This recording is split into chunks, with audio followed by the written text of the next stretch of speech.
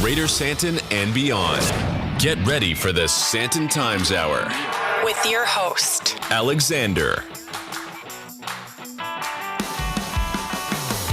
Ladies and gentlemen, everyone in between and beyond, good morning in Melbourne, good night in Abu Dhabi, good evening in London, and good afternoon in New York.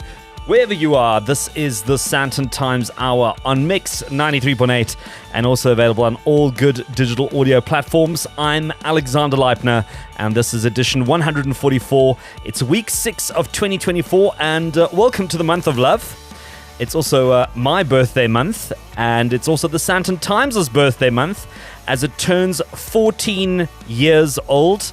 And of course, it's also the month of Valentine's Day and the days are ticking down to those red rose prices, but we'll get into that maybe next week. If you'd like to get in touch, you can send through your questions and your comments or your feedback. You can use editor@sandtontimes.co.za on email. You can connect on social media @Sandton Times or visit the website www.sandtontimes.co.za. And if you're listening live on Mix 93.8 and not on the podcast at a later stage, well, you can use the WhatsApp line. It's open, 0848 220938, 0848 220938, and maybe just save that to your phone, and then you've got it for future use. A special welcome to everyone listening for the very first time. If this is the first time you're tuning in or you come across the show, well, welcome to you. Of course, our regular listeners in Johannesburg and Pretoria, across South Africa, everywhere else in the world. If it's online or on air, I'm happy to report that all is well in Santonland. And Vincenzo, buongiorno, it's good to have you back again. It's buonasera, actually, in the evening. Hey? Buonasera. It's good to see you. And we're back with our usual interesting mix of talk, music, and topical interviews this week.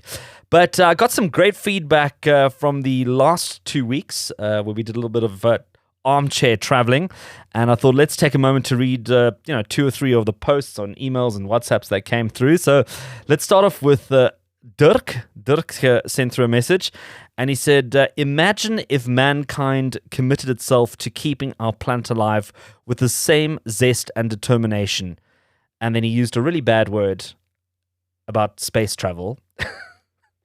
So this is in reference to my conversation around Kennedy Space Center and going to Mars and all the incredible stuff that's happening there. He says, cure the common cold, or how about curing cancer patients? Jeepers, we have a wonderful planet. What do we want with a dust bowl like Mars, for goodness sake? That's what Dirk says. Now, I think there's some very valid points there. At the same time, some of the incredible technology that has come out of the research and the efforts that are made of going into space that then become civilian use. And I think about the GPS, which is something that came out of space travel or military research. I believe the microwave is also one of those. So there's a couple of technologies that have come about as a result of space travel. There's this new tire that they've now busy developing that'll never break. It's made out of a mesh of steel, and it's a tire. I think it'll be perfect for Johannesburg. You will never have to replace your tire ever again. It's the same tires that they designed for the Mars rover when it went onto Mars, and they want to use that same technology used for space application and bring it into civilian use. And it's also part of the way as to how they monetize and fund this research, because just to sell it to NASA doesn't make any sense. So if they can also then use that technology and that research for everyday use, millions of people around the world being able to use that technology makes it viable. Anyway, let's have a look at another comment here from Sue. Sue said, thank you for the Disney recap. We did the trip as a holiday with the kids. They were 13 and 11. It was unforgettable. Sue, totally get you on that. And thank you for sending through that message. And also, finally, Michael said, fantastic advice starting now. That was in reference, I think, to we were talking about a vision board. We were talking about setting up a vision for the year or for your life or for the next couple of years. And Michael said, fantastic advice. And he said, you're a rock star.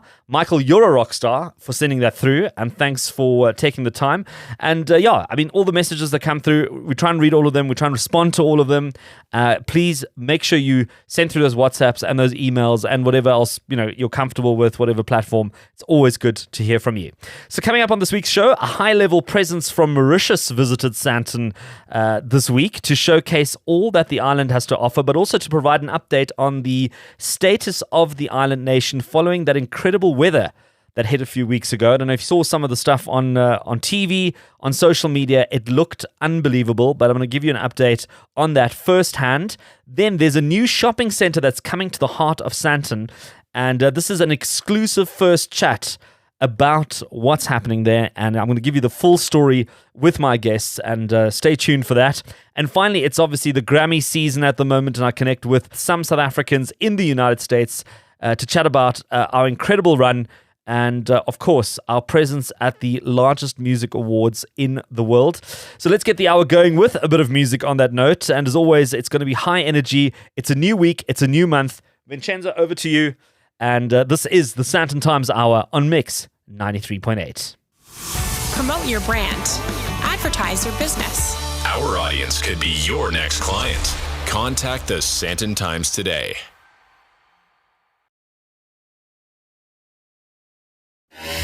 The latest news. The biggest names. The best destinations. The hottest entertainment. This is the Sandton Times Hour. This is the Sandton Times Hour on Mix 93.8 and available on all good digital audio platforms. And that was Oliver Heldens' I Was Made for Loving You, featuring Nile Rodgers and the House Gospel Choir. Haven't done this in a while, but let's catch up on some Sandton news. So this past weekend, we had the final voter registration weekend. And if you were South African, if you're a citizen, if you're aged 16 years and older and you're eligible to register to vote, well, all you do is you require a South African identity document, which you can get. It's a green barcoded ID book or a smart ID or a valid temporary ID certificate.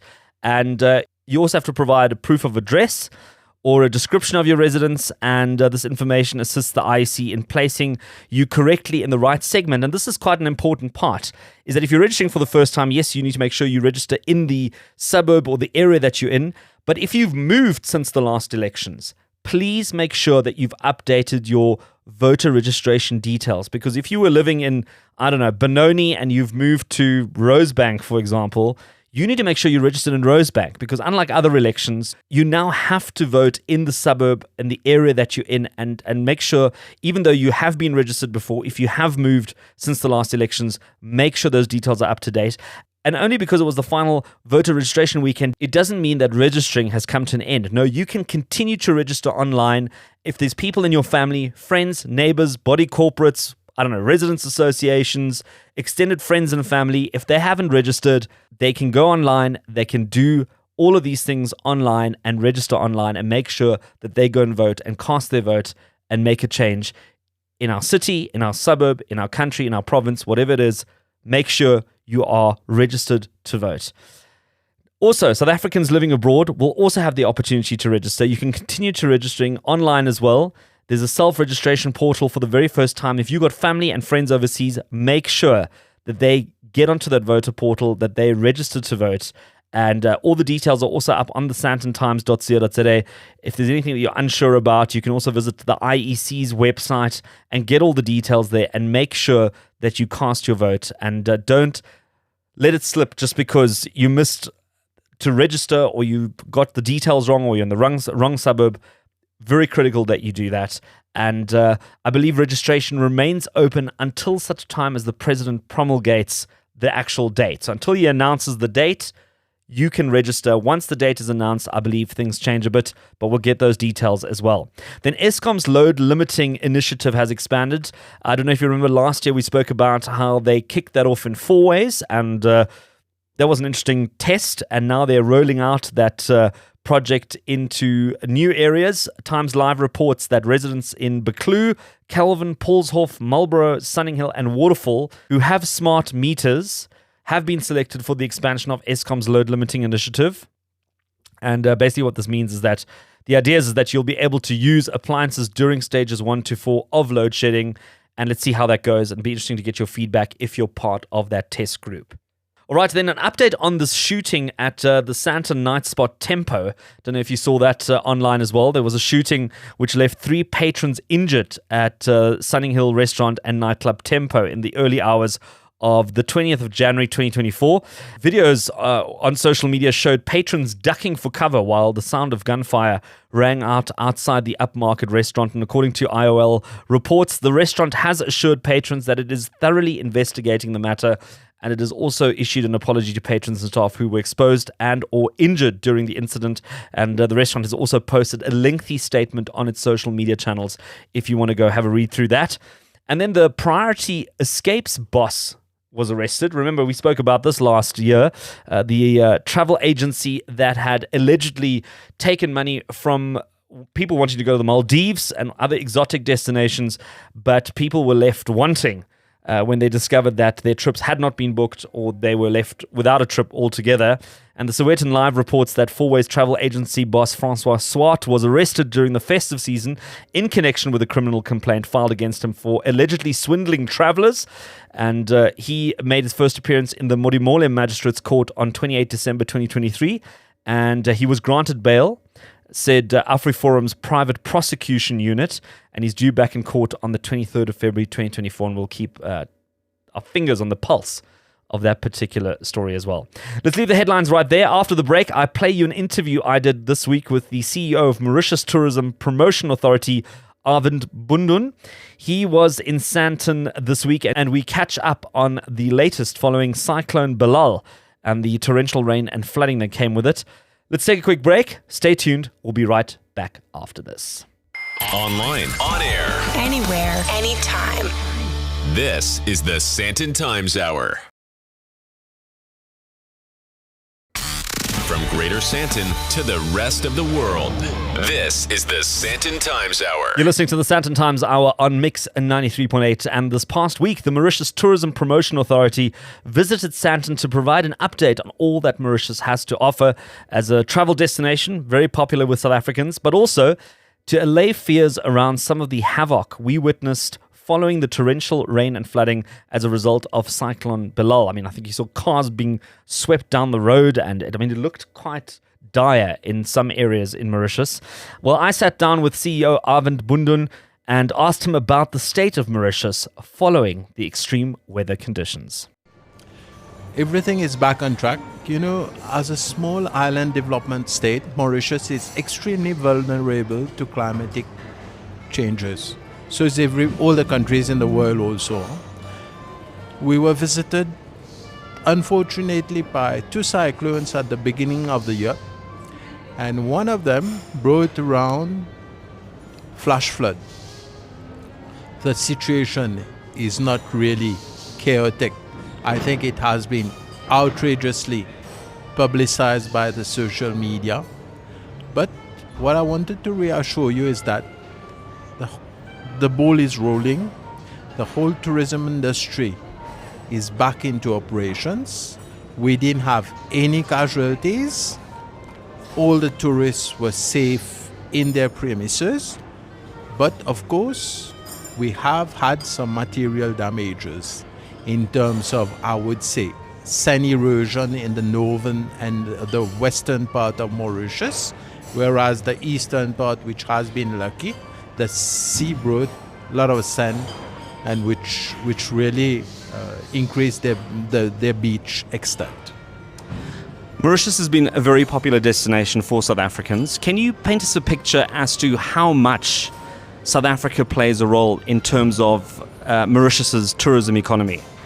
I would like to take the opportunity by expressing my deepest gratitude to most of the South Africans who visited Mauritius. They have been instrumental in the development of tourism in Mauritius. And as you're aware, Mauritius is heavily dependent of tourism, which is a major economic engine for development. Secondly, I would say we're talking about 100,000 South Africans who visit Mauritius. And our objective is to position Mauritius as the preferred destination for South Africa. This is one of the reasons that we are frequently here. Yesterday, Mauritius announced the launch of its flight from Durban also, which is an excellent news also. And as I told you, South Africa ranks as the top 5 markets in Mauritius. It's becoming very competitive, though. I think South Africa and many other African countries are starting to see other islands coming to the forefront. I think Seychelles has been very popular. Zanzibar's just come online with a direct flight from South Africa. Maldives remains a hot favorite with South Africans. What is Mauritius doing to stay competitive, stay ahead, and remain a top destination for South Africans to consider when they're looking at their holidays? I'm very optimistic, and I believe that the sun shines for everybody. I don't see these islands that you mentioned as being our main competitors. We offer unique immersive experiences because, first of all, we've got people from 4 different continents who came and settled, who migrated to Mauritius. So this is one of the reasons that we say Mauritius is a melting pot of culture, of tradition, of religion, of gastronomy. And there's also the fact that Mauritius is quite a diversified economy. This is one of the reasons that you find a lot of South Africans who are migrating from South Africa to Mauritius, and a lot of South African companies who are housing their offices in Mauritius. What can South Africans look forward to, especially those who've traveled to Mauritius many a times, in terms of what Mauritius has got lined up going into 2024? Are there any new developments, any new attractions, anything that you've reinvented over COVID?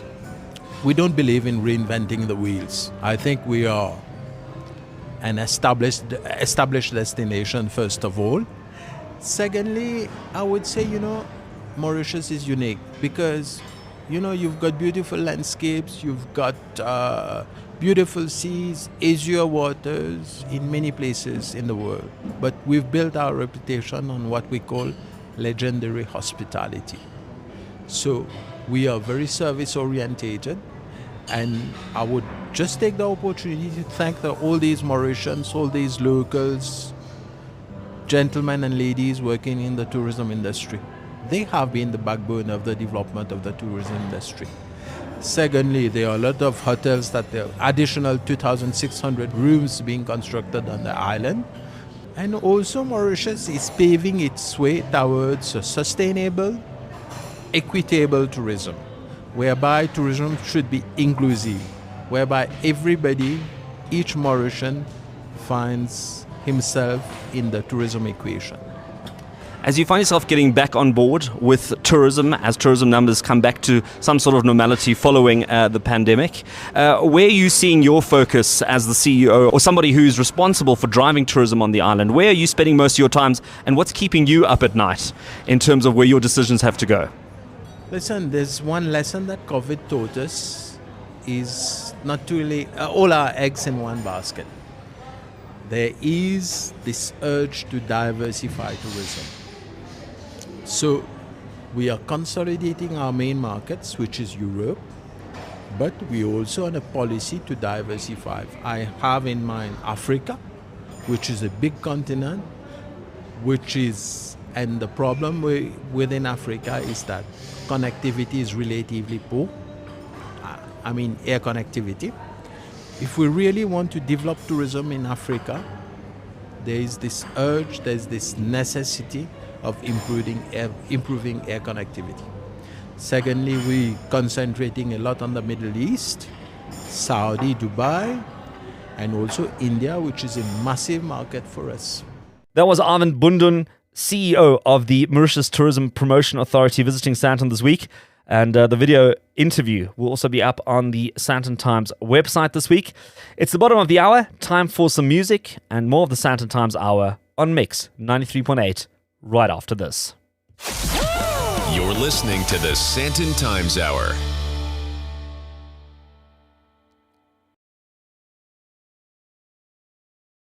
Back for more? The Sandton Times Hour continues. Welcome to the second half of the Sandton Times Hour on Mix 93.8. I'm Alexander Leipner, and that was Sophie and the Giants with Purple Disco Machine and Paradise, rounding off the first half, taking us into the second half of the Sandton Times Hour this week. And let me just remind you, if you caught anything that intrigued you during this week's show, but you got all the details or you missed them or you didn't even know what was going on, you can go onto the website, www.sandtontimes.co.za. We'll put all the information up there as detailed as possible under show notes for this week's edition. I'll put a breakdown on there and all the highlights and further reading and links and whatever else you need to get you through the week.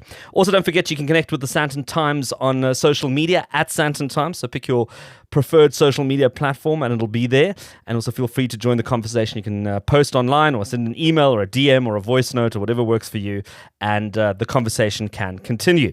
So, talking about interesting developments happening in Sandton, there's an actual physical development that's starting to take some shape, and I've been eyeing it very carefully off Rivonia Road. And maybe to put you into sort of a bit of a geographical space, this new development that's busy popping up, it's just up the road from Discovery. As you go head up Rivonia Road towards there's sort of a shell garage on the corner, so it's sort of sandwiched between those two roughly. You'll see it on the left. Some people who really have a good memory might remember it used to be the old IBM building. But here to chat to me about this new development, it's called LXX Sandhurst, is head of international acquisitions for the Cavaleros Group, Alexi Cavaleros, and joining me as well is Carmen, Collison, asset management executive for the Cavaleros Group as well. And Carmen and Alexi, it's great to have you on the Sandton Times Hour. Great. Thank you very much for having us, Alex. Thank you. Well, Alexi, let's kick things off with this new development. Tell us a little bit more about it. What is LXX Sandhurst going to be bringing to the Sandton landscape? So obviously it used to be the old IBM building, as we discussed. We've had this building for a while. And then COVID kicked in and we had a vacant building that we didn't know what to do with. So we said, maybe we make a retail center, because we saw that in the Sandton area that there is no real convenience retail with free parking, quick access in and out. So we decided to build a center. We named it LXX, which is 17 Roman numerals. So that's where, and the address is 70 Rivonia Road. The center is due to open, say, first week of July, end of June. And it is just above 7,000 square meters. So it's really small. We're very excited. We haven't developed a shopping center in a while, and this is going to be, I would say, our signature development for the Cavaleros Group in terms of retail. Well, that's fantastic. And I mean, if you've seen some of the visuals on the website, and we'll also put something up on the Sandton Times website as well, you'll get a bit of a sense of what is coming for Sandton, and it looks really, really tremendous. I mean, it looks really beautiful aesthetically, but I think you've also got some exciting stuff coming in. This is not your first rodeo in terms of shopping centers, like you've mentioned. You've already got a bit of retail in the portfolio. What I also didn't know is that you also own the buildings that the Maslow and the Hilton is in, so you're very familiar with the Sandton area. But what drove you to go with another shopping center in Sandton? A lot of people will say, my gosh, there's already so many different shopping centers and shopping options. Why go and take the risk of opening another one? You know, for us, our retail portfolio, it's the smallest part of our portfolio, actually. Our industry is industrial and the hotels, and very little commercial. And after COVID, we found that our retail, because it's convenience and it's not a super regional mall like other malls in Sandton, we bounced back really strong after COVID, and we've done exceptionally well. So again, as I said, we believe that Sandton didn't have that quick and easy convenience. All the other shopping centers in the area is you drive in, you pay for parking, you can't find parking, you get out, you go into these big malls. And our signature is convenience. If you look at our other centers in Gauteng, which is Norwood Mall, again, it is a big mall, quick, easy parking, free parking. Village View, where Tasha's Bedford View is, that is also super convenient, super easy to access. And that's what we believe is our strong suits. And that's why we decided that for LXX.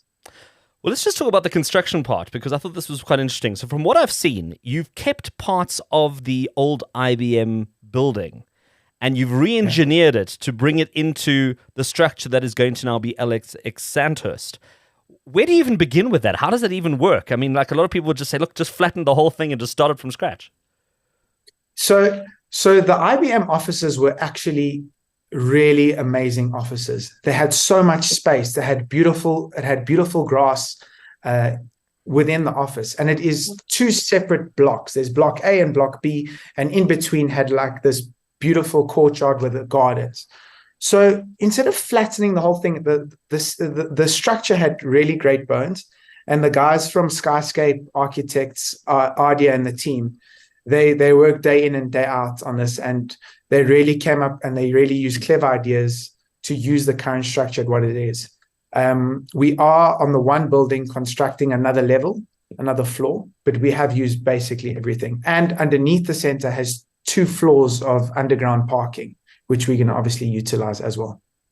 Well, I think one of the things that we've seen in Sandton when it comes to the sort of retail developments is that it's all about the tenant mix. If you get the tenant mix wrong, it's a long road to nowhere.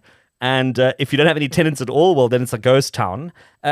Can you reveal who some of your tenants are that are coming into LXX Sandhurst that people can look forward to? I'm not allowed to reveal all, but I can reveal some. Okay. And the tenants that are coming in, they are doing a bespoke product. That is one of our conditions at LXX. So our main anchor will be Checkers, with a signature design Checkers. We will then have Clicks as our other anchor. Then we have Tasha's doing another Tasha's, but it will be a signature design store, part of their new rollout. Followed by Nudo Hair Lab from Pretoria, the guys that own Istanbul Kebab in Melrose Arch. They are going to do a signature product for us, a 1,300 square meter restaurant, serving authentic Turkish food, shisha, and it will be an alcohol-free restaurant with a fully functioning mocktail bar as well. We then have Cowfish that will be coming in. So if you feel like a sushi or a steak, they're really good. Checkers Pet Shop Science are coming in. We then have Doe & Co from Parkhurst that will be in. And that is so far all that I'm allowed to confirm. I don't know if Carmen, if you feel differently. Yeah, we also have Bespoken Man, and that is not a barber, it's men's grooming. And we've also got Aura Laser and Beauty, specialized laser for all the requirements. But I think, most importantly in listing all the tenants is to understand this is not a shopping center. This is a boutique lifestyle experience that you're buying into. We are not competing with any of the other products that are in the market in the Sandton node. We are based in Sandhurst, and ours is an experience of note. We are selling aspiration to the nth degree. You want to come to our development, you're coming to experience life at large. And that's what we're selling. We're selling a dream, and we're building that dream for not just the Sandhurst residents, but for the greater Johannesburg metro. Yeah. Well, if I understand you correctly, Carmen, there, I mean, what you're saying is that you've kind of looked at where some of the gaps are, where there's opportunities to bring something new into Sandton as opposed to just copying and pasting something else from somewhere else and kind of just giving us another one of those. You're trying to bring in something new, something different, and that's also hopefully what's going to make it a successful development. No, absolutely. I think it's very important that we cater to a primary need, and that primary need is serviced by your Checkers and your Clicks. And we've got, a demographic that covers the full spectrum, and we are encouraging the full demographic and not a set demographic to come and experience LXX. And that's what we're catering to. Our restaurants are from fine dining to just a traditional family outlet, and servicing, different types of requirements, be it the non-alcoholic or the alcoholic type of market that we're serving. Alexi? So another tenant, you could call it, that I want to mention is quite an interesting one. On the top floor of Block A, which is the block that is on Rivonia Road, we are going to be opening a function venue. And what we found is in the Sandton area, there are a lot, but there isn't one quite like this and quite the size. It's going to be about 1,500 square meters. It's going to have its own bar, and it's going to be a real top-end function venue. People will be able to have corporate parties, you'll be able to have weddings, and we're going to provide all those facilities at LXX Sandhurst. So if I had to take a guess at this, would you say that you're sort of 80 or 90% full, or has all the space in terms of lettable area been taken? All this has been taken, and we have multiple offers on each site. I think the last one we need to talk about is a JV between the founders of Oliver Plates and Carl, bringing a brand new offering into our development. It's going to be something amazing. We can't tell you what it is as yet. It's a secret. And we're creating anticipation for what's to come. And that is also a significant box. It's in excess of 1,000 squares with a rooftop bar. It's going to be something to experience once you get there. One thing I'd like to check in with you is, how's construction coming along? You've mentioned you've got a July deadline. Are you on track for that? We are on track. We are working day in and day out, and our professional team is really on the ball. We are completely on track. We are all set for beginning of July opening. Tremendous. Well, I think that's been really interesting. I really thank you, Alexi Cavaleros, Head of International Acquisitions with the Cavaleros Group, and also Carmen, Collison, Asset Management Executive for the Cavaleros Group, talking about this new retail development / lifestyle boutique experience coming up at 70 Rivonia Road, or if you are Roman and you need Roman numerals, it's LXX Sandhurst. And like I said, it's coming up just on Rivonia Road, close to Discovery. If you know where the Padel courts are, if you kind of understand that area, that's kind of where it is. And you'll see it on the left there, as I said, the old IBM building. It's been great chatting to both of you, and thank you so much for sharing some insights into the development. We're going to take a quick musical break and more of the Sandton Times Hour right after this. From Greater Sandton to the rest of the world, this is the Sandton Times Hour. This is the Sandton Times Hour on Mix 93.8 and available on all good digital audio platforms wherever you are in the world. If you're listening to this live, welcome. And if you're listening to this delayed, well, I'm glad you subscribed to the podcast and you're listening to it and making it part of your weekly listen. If you were listening live, well, that was Zakes Bantwini with Osama. What an absolute hit, and it's gone around the world and is still as fresh as it was as when it first came out. And talking about Zakes and talking about some topical news as it unfolds, the Grammys have taken place, and South Africa, once again, very well represented. And if you haven't heard the results about the Grammys, well, spoiler alert, let me just put that out there that we don't give away too much. But I've got two gentlemen joining me all the way from the United States to chat to me about the Grammys this year and, of course, South Africa's ongoing success and presence at this International Music Award. I've got Sibu Mhlungu, IMG Africa Talent Management Business Partner and Manager for Zakes Bantwini, and, of course, Adam Byars, Joint CEO and partner of Grid Worldwide and 608 Experiences. Gents, it's great to have you join me all the way from the United States. Yeah, thank you. Thank you for having us. Thank you indeed, brother. Good to be here. Tell me, I mean, just a general sense, what is it like being in the United States right now as the Grammys take place? Is there a lot of energy? Is there a lot of excitement? Of course, then also being South African and having a presence at the Grammys as well. It's an absolute privilege just to be here. I mean, I think all of us have, we've almost grown up with the Grammys. We've, it's been a big part of our lives, the Grammys, the Oscars, but just to be here, in South Africa, it's such a big presence. Africa is a big presence out there. It's just, like an incredible opportunity. Amazing. Sibu, how important is it to have that Grammy recognition as an artist? Is it as big as it was 10 or 20 years ago? Well, just to re-echo Adam's point, this is the global pinnacle for success as an artist, as a talent manager, as a label, as a publisher, so being able to be part of this, either as a recording artist or a musician or a writer or somebody who works in the business, being affiliated with something as auspicious as the Grammy is certainly both life-changing and also a badge of honor that opens up a heck of a lot of doors and makes life a heck of a lot easier. And I can tell you that from a understanding of self, you get to understand that you can play at the highest level. So it just pushes you as an individual to keep going and to keep wanting to create better product and keep setting a level of excellence that says that you can participate in that perhaps once again in your life. Well, you're both in the United States right now as part of a bigger sort of Grammy campaign, a bigger Grammy presence.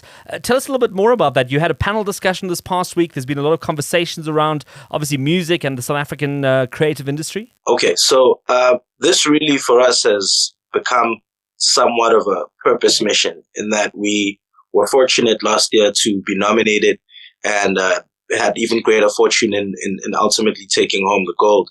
And in our being here, we made a conscious decision that we are going to try and bring as many of the guys who've helped us get to that point as possible. And certainly Grid and 608 and Adam, who I sit here with today, along with his business partners, have really been integral in assisting in building the Zakes brand.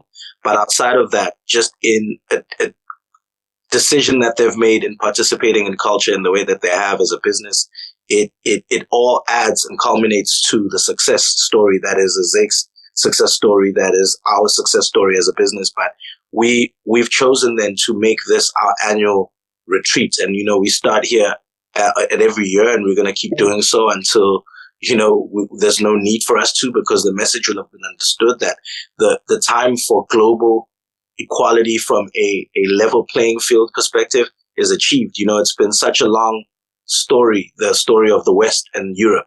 It's time for Africa's story. It's time for Asia's story, for South America's story. And we're just wanting to open up the discussion and the door that says we want to represent the global talent creative sector that says we definitely have a story to tell. But outside of that, we will compete at the highest level, and we want to compete and win.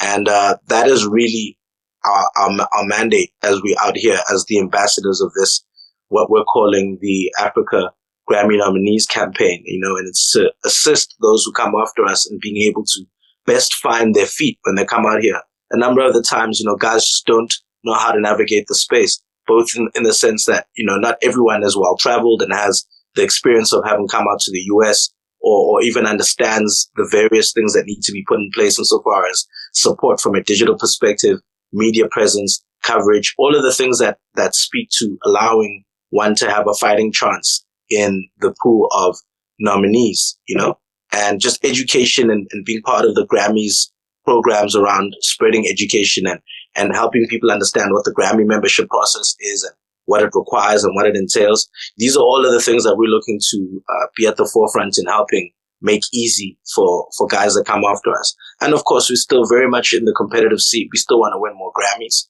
So we're here to stay. Do you find that successes of songs that are not American and that are not necessarily English, like Despacito, we saw the success of Squid Games on Netflix, which was a South Korean series. Do you find that those successes have broken down the barriers for access to, US properties like the Grammys, where they're going, hang on a second, maybe we need to be looking further afield than just sort of our pool of talent and actually embrace other cultures and embrace other languages like Africa and South Africa and bring that in? I think the rest of the world has made like a big mark on the Grammys. There's like a really big influence coming from Africa, coming from like K-pop. So yeah, absolutely. I think, we spoke about the panel earlier, and Sibu said something so interesting where it's almost like global music it's kind of hit its plateau. So the originality, it's looking for other places to originate, other places to inspire. And Africa has so many layers of like creativity and culture that it draws from. So yeah, I think Africa is at the forefront of like absolutely changing the narrative and really driving a new trend in music culture and all different things, and many different ways about what music is about today. Is part of that conversation as well making sure that we don't just only create this incredible stuff, take it into the world, but also sort of retain ownership of it? Because I think in terms of fashion and in terms of music, we've often brought things into the world that end up being taken by other countries and sort of reinvented or re-engineered, and they end up running off making an absolute fortune on it, and we end up sitting there going, well, that was our idea, but anyway, go with it. I think to speak to that point, we touched on it earlier today, what is being called appropriation or cultural appropriation. And the issue is, it's not about whose idea was it first. It's about who is able to take it the furthest. So when someone, for a very colloquial term, if someone jacks your idea, you shouldn't be upset about it, or jacks your culture or appropriates in whatever way. It's incumbent on you to look at it as a sign of the fact that you're moving forward and you're making waves. So you've got to figure out how to collaborate either with that space or find a way to break into that space and just keep being a better version of it, because you are the authentic, fire starter of that particular trend or whatever it might be. And we need to look at it from a positive light instead of feeling that someone is taking away from what you should be having. The truth of the matter is we need the global powers and the Western European forces to break certain things for us. If you have a look at the type of collaborations that have had great success, a song like Rema featuring Selena Gomez. So the Selena Gomez record made a very big wave for an African act, and it allowed for greater success. I can think the same about a Wizkid record once Justin Bieber got on the remix. Looking at how we could collaborate with the historic forces in the space is always a better outlook than considering ourselves the poor cousin in any scenario. We're not here to be victims, and we're not here to be people who feel empathy for themselves and sorry for themselves. We have to take a stand, and we have to follow our music. The reason why we're out here is because we're not going to let Osama be the song that represents us and not have Zakes follow the song. We need to take center stage and own the fact that we are the face behind the voice. This is our story, and give them everything that comes with the music. Well, it's fantastic to see that we're represented overseas, and of course, congratulations to all those at the Grammys and that South African talent that's making us proud. And Sibu Mhlungu, IMG Africa Talent Management, there with Zakes Bantwini, and of course, Adam Byars, joint CEO and partner of Grid Worldwide and 608 Experiences. Thank you for making the time to be on the Sandton Times Hour. Thank you. Thank you for having us, man. Take care. I think that's all we have time for this week on the Sandton Times Hour on Mix 93.8, and as always, available on all good podcast platforms. If you're on Apple, Amazon, Spotify, AfroPods, or any other leading digital audio platform, make sure you subscribe and follow the podcast. Also, get in touch. You can email editor@sandtontimes.co.za or connect on social media @Sandton Times, and visit the website, sandtontimes.co.za. And it's always good to hear from you, so send through your questions, your comments, your feedback, and your thoughts. And also, a special thank you to all my guests who made time to be on the show this week, as well as Vincenzo. Thank you for your work behind the mixing desk. And thank you to the Sandton Times team, as well as everyone at Mix 93.8. To wrap up the show this week, let's play out with another South African Grammy winner. It's Black Coffee with David Guetta and Drive, featuring Delilah Montague. Thank you for listening, and let's do it all again next week.